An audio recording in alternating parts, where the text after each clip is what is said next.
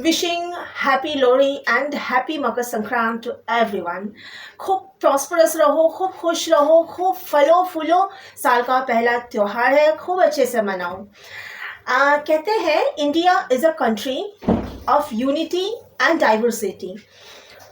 तो मैं पर्सनली ये सोचती हूँ कि इंडिया में ना यूनिटी तो मुझे कहीं दिखती नहीं है, हाँ डाइवर्सिटी बहुत ज़्यादा दिखती है।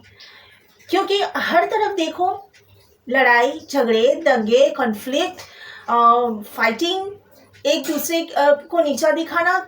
एक एक कास्ट के अंदर ही लोगों में यूनिटी नहीं है और इतने सारे कास्ट है इंडिया में। कहीं पे भी हम जाते हैं नए लोगों से मिलते हैं तो पहले ये पूछा जाता है आप कहाँ से हो। ये मुंबई में ही अगर किसी नए इंसान से अगर पहचान हुई है तो पहले पूछते हैं आप कहाँ से हो। अगर मुझे किसी ने पूछा फिर मैं बताऊंगी, वैसे बेसिकली बंगाली ऊपर हूँ मुंबई से ही। फिर मैं सामने वाले को पूछती हूँ आप कहाँ से हो।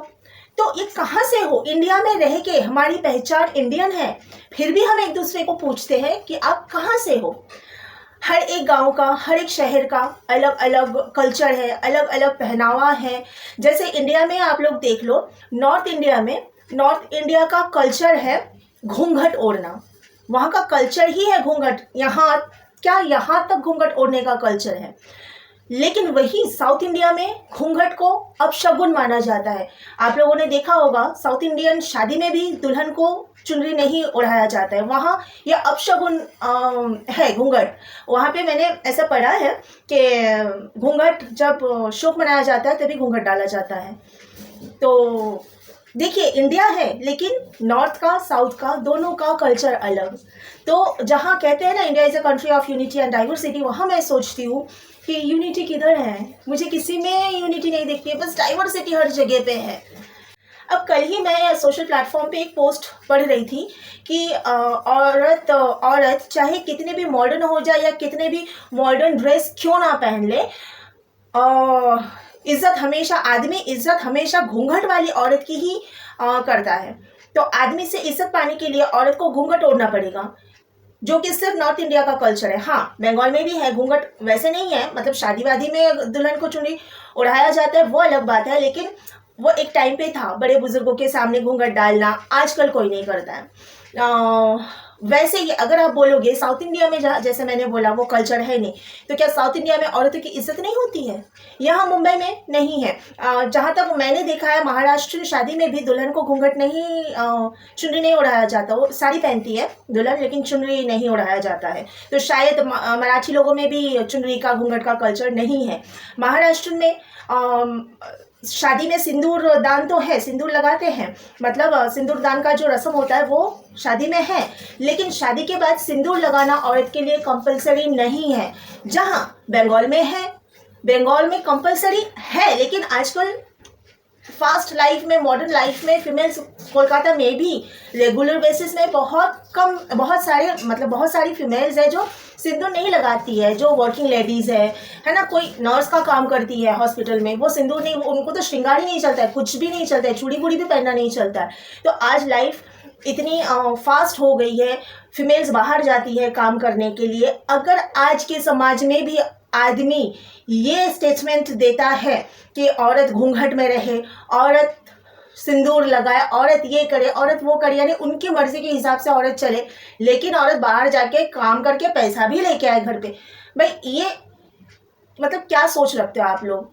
कहते हैं ये बहुत ज़रूरी है, कहते हैं नहीं, ये बहुत ज़रूरी है। समय जैसे जैसे आगे चलता है हमें समय के साथ बहना चाहिए होता है। जैसे तालाब का जो पानी होता है ना, वो एक जगह पे ठहरा हुआ होता है। अब किसी भी तालाब के पास से अगर गुजरेंगे तो आपको बदबू आनी है। तालाब का पानी ठहरा हुआ रहता है, सड़ता है, इसके लिए बदबू आती है। लेकिन नदी का पानी ना बहता रहता है, इसके लिए नदी का पानी ना सड़ता है और ना नदी के पानी से बदबू आती है। इसके लिए इंसान को भी समय के साथ में आगे बढ़ना चाहिए, इंसान की सोच को भी आगे बढ़ना चाहिए, वरना आपकी सोच से और आपकी पर्सनालिटी से बदबू आना तय है, निश्चित है। इसके लिए जैसे दुनिया आगे बढ़ रही है, समाज आगे बढ़ रहा है, युग आगे बढ़ रहा है, समय आगे बढ़ रहा है, वैसे आप भी सोच को आगे बढ़ाओ। अगर ठहरे हुए रहोगे आप सोच के साथ में तो आपकी सोच से भी बदबू आनी निश्चित है। इस दुनिया में हर तरीके का इंसान होता है जिसकी अपनी अलग राय होती है।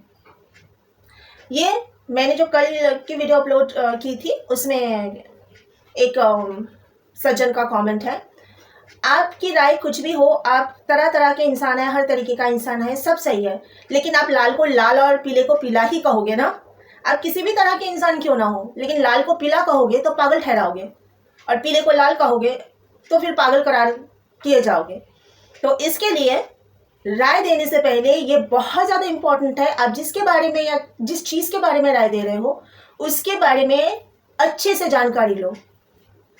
तो राय देना आसान होता है, लेकिन ज्ञान लेना बहुत कठिन है। पहले ज्ञान लो, उसके बाद राय दो। और आप जैसे कि आपने बोला राय देना, आप रहते हो अगर नॉर्थ इंडिया में और आप साउथ इंडियन के बारे में राय दोगे, घूंघट नहीं ओढ़ते हैं तो इज्जत नहीं होती है, ये तो सिर्फ और सिर्फ आपकी बेवकूफ़ी वाली मूर्खता है। ये अनपढ़, जाहिलता, गंवारपना है ये, और कुछ भी नहीं है। आपके समाज में जो होता है ज़रूरी नहीं कि दूसरे के समाज में भी हो वो हो। एक छोटे शहर में जो होता है, छोटे शहर का कोई इंसान अगर हमारे मुंबई के बारे में छोटे शहर में रह के राय देगा तो ये मूर्खता है और कुछ भी नहीं। कुएं के मेंढक कुएं में रहता है और समंदर को नापने जाएगा, तो फिर ये तो हंसने वाली बात है ना। मैं सिर्फ इतनी दुनिया देख सकती हूँ, इस दुनिया के बाहर के बारे में मेरी जानकारी नहीं है, तो मैं कैसे राय दे सकती हूँ। तो ये इलिटरेट इग्नोरेंस लोग ही इस तरह की हरकतें कर सकते हैं। राय देना ठीक है, आप कुछ भी मत बोलो, आप लाल को नीला और नीले को लाल नहीं बोल सकते हो। तो ये हो गई है जो क्या बोलते हैं, आज जो मैंने पूरा टॉपिक किया इंडिया में डाइवर्सिटी, और ये सिर्फ ये जो कमेंट था इसका जवाब देने के लिए मैंने शुरू में इतनी सारी बातें की हैं कि नॉर्थ इंडिया में बैठ के आप साउथ इंडिया के बारे में राय नहीं दे सकते हो। दोनों का कल्चर सेम है, लेकिन है इंडिया के ही दोनों पार्ट। और आप साउथ इंडिया में बैठ के नॉर्थ इंडिया के बारे में राय नहीं दे सकते हो। दोनों का कल्चर अलग है, लेकिन है दोनों ही इंडिया के ही पार्ट। तो इंडिया में रहते हुए भी हम अलग अलग तौर तरीके में जीते हैं। इसके लिए राय नहीं दो आप दूसरों के बारे में, दूसरों के कल्चर के बारे में। आप अपनी ज़िंदगी अपने हिसाब से जियो और दूसरों को अपनी ज़िंदगी उनके हिसाब से जीने दो। जिसको जो खाना है, जिसको जो पहनना है, वो उसकी मर्जी। आप अपनी राय नहीं दो, क्योंकि आपकी राय वहाँ पर काम नहीं आने वाली है। फालतू में आप अपना टाइम वेस्ट कर रहे हो। उससे अच्छा आप अपने टाइम को किसी अच्छे काम में लगाओ। And last but not the least, सलाह हो, मशवरा हो या राय हो, आप तभी किसी को दो जब आपसे मांगा जाए। बिना मांगे राय कभी मत दो। ओके, आज के लिए इतना ही। आप लोग अच्छे से त्योहार मनाओ और खूब खुश रहो, खूब खुश रखो दूसरों को भी। Alright, bye bye.